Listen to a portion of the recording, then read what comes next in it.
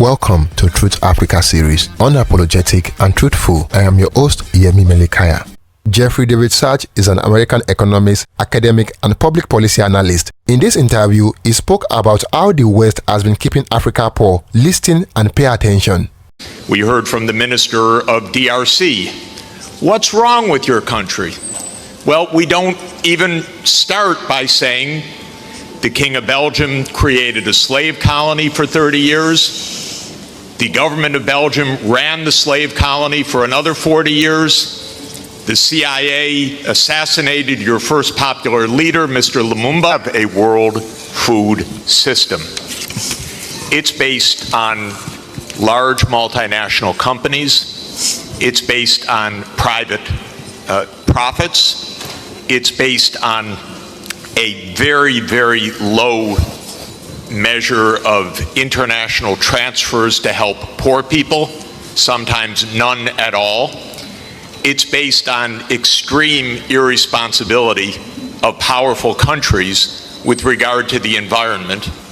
And it's based on a radical denial of rights of poor people, as we just heard. It's interesting, we heard from the minister of DRC, what's wrong with your country?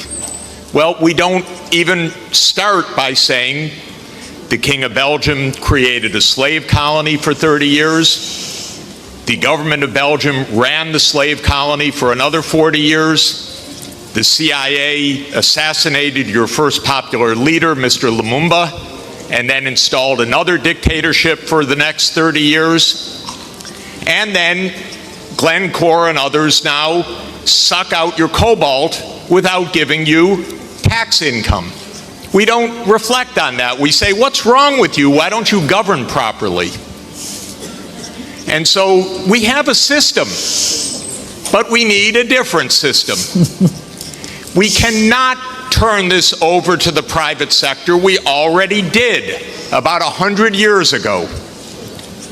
Not only to the private sector with the U.S. military behind it, with the defense of these property rights in the minister of Honduras's country, where United Fruit ran the country for a long time. And their attorney was the foreign minister of the United States, Secretary Dulles, and his brother was the head of the CIA and overthrew the next door neighbor, Mr. Arbenz, to make sure that United Fruit could have its property. So we have a system, but we need a different system. And the different system has to be based on principles of human dignity in the Universal Declaration, principles of sovereignty, principles of economic rights, because these are not nice things to do. In 1948, all the government said that food is a right, social protection is a right, not a nice thing, not a pleasant thing, a right. That was 73 years ago. The SDGs are nothing more than our generation's attempt to honor the Universal Declaration of Human Rights. I come from a country that not only doesn't care about the world's poor, it doesn't even care about its own poor. 1 in 7 Americans is hungry right now. And they don't care. I mean, the poor people care, but one political party, all it cares about is cutting taxes for the rich and filibustering any solution. So we're in a world that's really tough. The private sector is not going to solve this problem. I'm sorry to say to all of the private sector leaders, behave, pay your taxes, follow the rules. That's what you should do.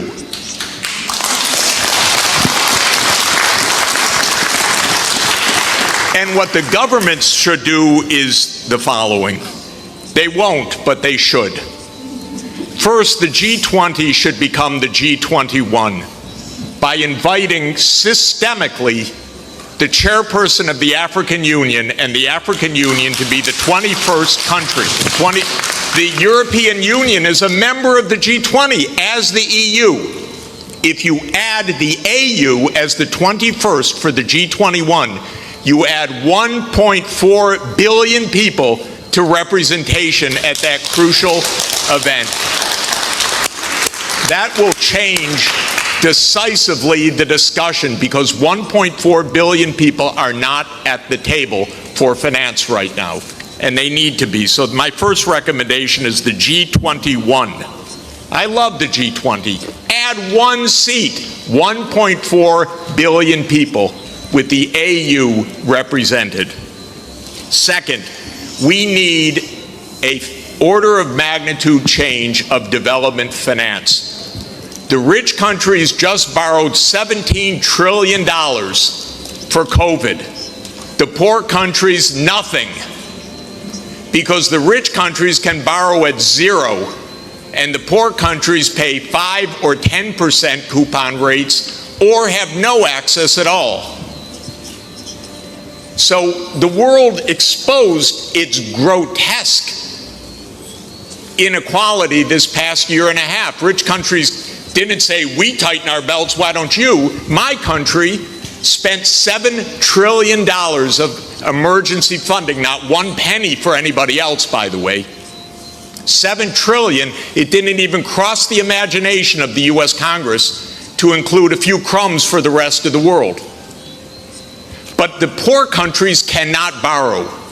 That's what we should have heard from the World Bank. I didn't hear that from the World Bank.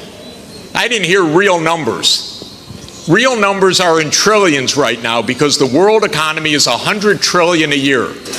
But we don't talk about real numbers. But my job, all I know in this world is long division. Divide by 100 trillion and then see whether you're talking about something real or not.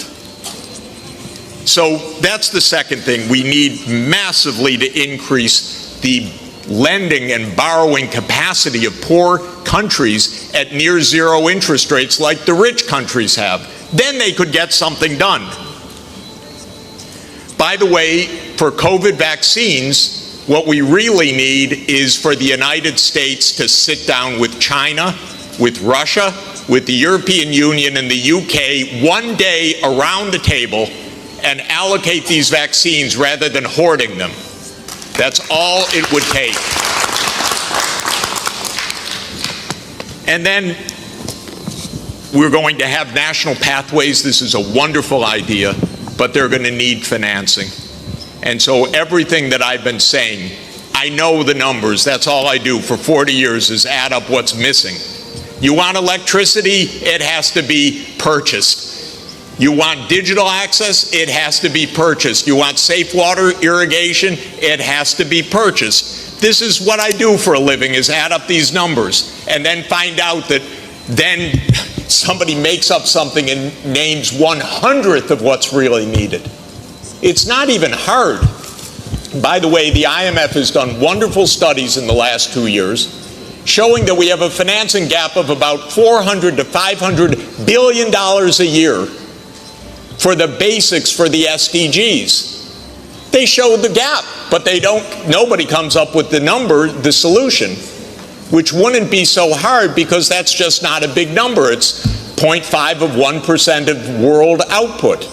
So if we really care, we wouldn't have the G7 saying, we love education, therefore we're going to give $3 billion for education. That's what they said at the summit.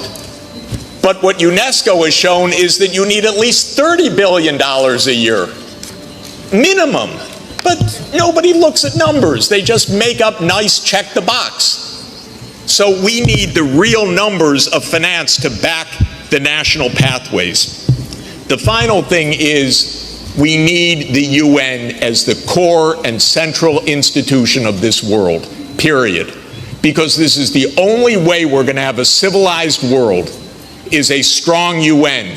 And it cannot be that the whole UN budget is less than my neighborhood's budget in New York. The UN core budget this year is $3 billion. New York City's budget is $100 billion.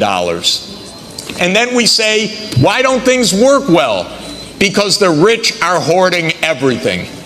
Final point, rather than our 3 billionaires going in space, well, they could go into space and stay there and leave their money behind. That would be one idea. But another idea is we have 2,775 billionaires on the current list. Their combined net worth, 2,700, is $13.1 trillion. Now, I have it on good authority, you don't need more than $1 billion to be comfortable.